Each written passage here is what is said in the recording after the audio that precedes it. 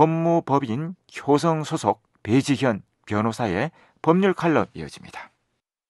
안녕하세요. 배지현 변호사입니다.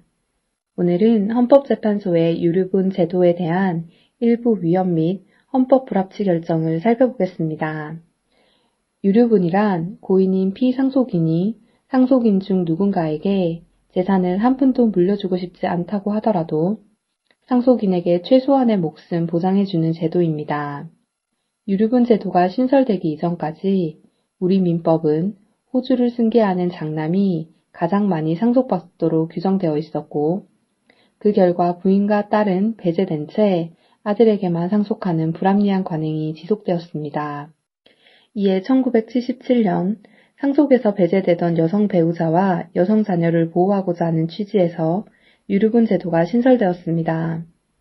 따라서 피상속인의 의사와 관계없이 자녀와 배우자는 최소한 법정 상속분의 2분의 1을, 부모와 형제자매는 법정 상속분의 3분의 1을 보장받게 되었습니다. 예를 들어 부모가 2명의 자녀에게 1억 원의 상속재산을 남겼을 경우 자녀들의 각 법정 상속분은 5천만 원씩이며 유류분 제도에 따라 그 법정 상속분의 절반이 2,500만 원을 최소 금액으로 보장받을 수 있는 것입니다. 결국 헌법재판소는 지난 25일 상속재산 형성에 대한 기여가 거의 인정되지 않는 형제자매가 법정 상속분의 3분의 1을 받도록 규정한 민법 제1112조 제4호를 재판관 전원 일치 의견으로 단순 위헌 결정했으며, 고인의 배우자와 부모, 자녀의 법정 상속분을 규정한 민법 제1112호 제1호에서 제3호의 경우 고인인 피상속인을 장기간 유기하거나 정신적, 신체적으로 학대하는 등 폐륜적인 행위를 일삼아도 유류분을 인정하는 등 상실 사유를 규정하지 않았음을 이유로 헌법 불합치 결정을 내렸습니다. 나아가 헌법재판소는 유류분 산정에 있어서 기여분을 준용하는 규정을 두지 않은 민법 제1118조에 대해서도 헌법 불합치 결정을 내렸습니다.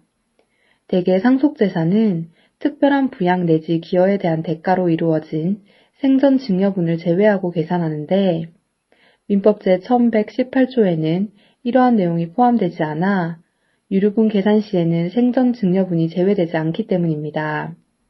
다만 헌법재판소는 공익기부, 가업승계 등의 목적으로 증여한 재산도 예외 없이 유류분에 포함되도록 한 민법 제1113조, 당사자 쌍방이 유류분 권리자에게 손해를 가할 것을 알고 증여한 때에는 상속 개시 1년 전에 증여도 산입하도록 하는 민법 제1114조, 유류분 반환 시 원물 반환 원칙이 타당하다는 민법 제1115조, 증여를 받은 수증자에 대한 신뢰 보호의 필요성이 유증을 받은 수유자보다 더 크다는 점을 고려한 민법 제1116조에 대해서는 합헌 결정을 내렸습니다.